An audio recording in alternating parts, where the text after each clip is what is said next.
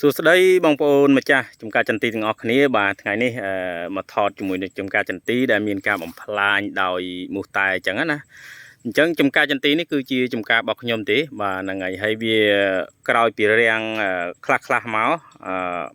អញ្ចឹងធ្វើឲ្យត្រួយវានឹងចេញច្រើនមែនតើបាទទន្ទឹមនឹងចេញដោយសារតែវាមានភ្លៀងបន្តបន្ទាប់ខ្លះដែរអញ្ចឹងក៏បណ្ដោយថាមិនទាន់បានបាញ់ថ្នាំការពារជាមួយនឹងសត្វល្អិតទេប៉ុន្តែដល់ពេលឥឡូវវាបំផ្លាញបានទល់តែបានមែនបាទហ្នឹងហើយអញ្ចឹងក្រោយពីការចេញត្រួយមកល្អបែបនេះបាទអញ្ចឹងចាប់ផ្ដើមវាមកបំផ្លាញច្រើនហើយបាទនេះសិតសឹងតែជាការបំផ្លាញរបស់មូសតែបាទហ្នឹងហើយរួញត្រួយអស់លិញបាទស្លឹកខ្ចីដែលចេញមកហ្នឹងបាទស្លាកស្នាមបែបនេះបាទអញ្ចឹងសិតតែជាស្លាកស្នាមរបស់មូសតែហើយបាទនេះដូចនេះអីបាទសិតជាស្នាដៃរបស់មូសតែបងប្អូនបាទហ្នឹងហើយអញ្ចឹងត្រួយណាដែលវាអត់បានបំផ្លាញគឺចេញមកល្អមែនតើបាទអញ្ចឹងជាពិសេសហ្នឹងគឺត្រួយដែលនៅទៀបមិនមែនថាខាងលើហ្នឹងវាមិនមានបំផ្លាញទេវាបំផ្លាញដូចគ្នាប៉ុន្តែភាគច្រើនអញ្ចឹងភាគច្រើនហ្នឹងគឺនៅត្រួយនៅខាងក្រោមដូចស្មើនេះអីបាទនេះសិតស្នាមចុចហើយបាទនេះសិតស្នាមចុចបាទហ្នឹងហើយស្នាដៃរបស់មូសតែបាទនេះឃើញទេបាទខ្មៅអស់បាទនោះបាទហ្នឹងហើយអញ្ចឹងចេញត្រួយច្រើនទន្ទឹមនឹងហ្នឹងបើសិនជាយើងបានជួយការពារឲ្យវាត្រួយចាស់សិន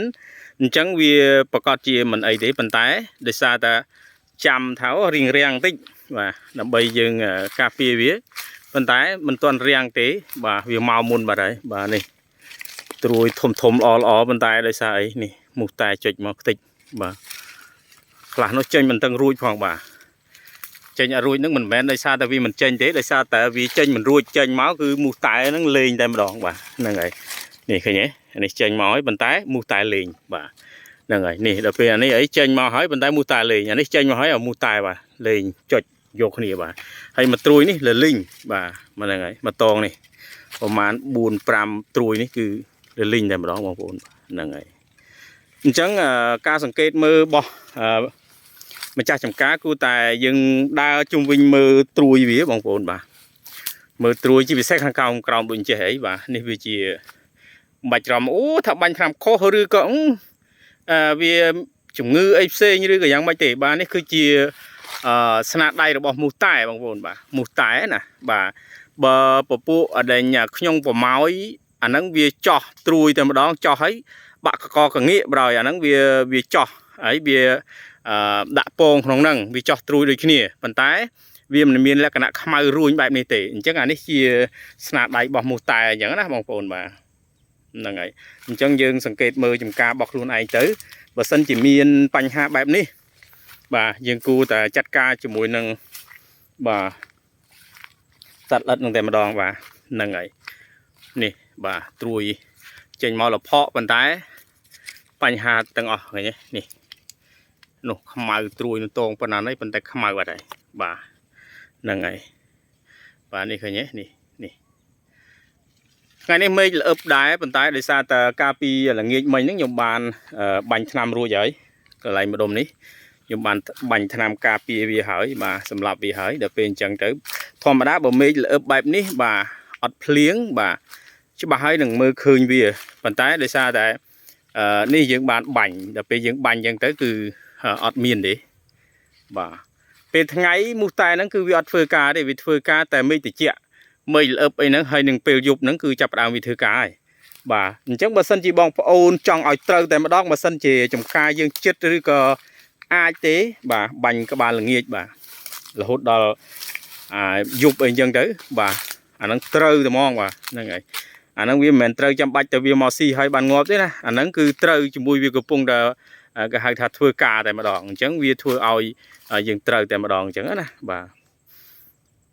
តាមពិតនៅពេលនេះវាមានភ្លៀងដែរប៉ុន្តែយើងទោះយ៉ាងណាក៏យើងនៅតែបខំចិត្តក្នុងការបាញ់ដែរដោយសារអីវាបំផ្លាញហើយបើយើងមិនបាញ់គឺខ្ទេចបាទហ្នឹងហើយត្រួយនេះគឺចាប់ផ្ដើមតែត្រួយនេះចាស់ទៅបាទត្រួយនេះចាស់ទៅត្រួយថ្មីចេញមកគឺត្រួយផ្កាហើយបាទព្រោះអីនេះវាខែ11ហើយបាទអ จังบ่ซั่นយើងការពារត្រួយនេះអត់បានអញ្ចឹងវាចុចហើយចុចទៀតចុចហើយចុចទៀតអញ្ចឹងចន្ទីយើងហ្នឹងគឺវាចេញត្រួយគេហៅថាត្រៀមផ្កាហ្នឹងអត់បានទេបាទដោយសារអីដោយសារតែចេញមកមូសតែចុចបាច់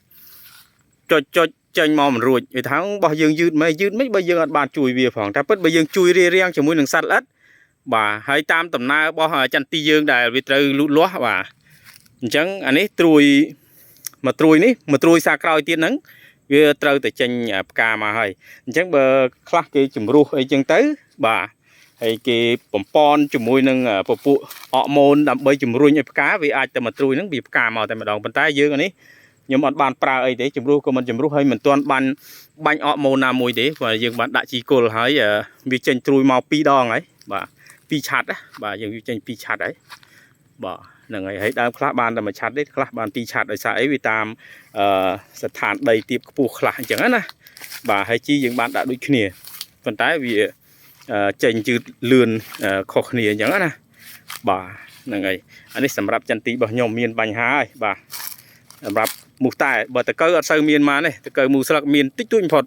ប៉ុន្តែមូសតែហ្នឹងគឺខ្លាំងតែម្ដងបាទអញ្ចឹងបើសិនបងប្អូនឃើញអាការៈដូចខ្ញុំបានថតមករួញស្លឹកចុងស្លឹកហើយវាអត់ចេញអីហ្នឹងបាទបងប្អូនឆាប់ប្រើទៅបាទប្រើថ្នាំទៅបាទហ្នឹងហើយពិសេសគឺត្រួយដែលមានទៀបបើថាខ្ពស់វាដូចជាមិនមែនថាវាមិនតិចទេមិនស៊ីទេប៉ុន្តែដោយសារតែអីវាភាគច្រើនគឺវានៅទៀបវាកន្លែងស្ដុកអញ្ចឹងណាបងប្អូនបាទហ្នឹងហើយអរគុណច្រើនដែលបងប្អូនទស្សនានៅវីដេអូកំសាន្តណាបងប្អូនហ្នឹងហើយ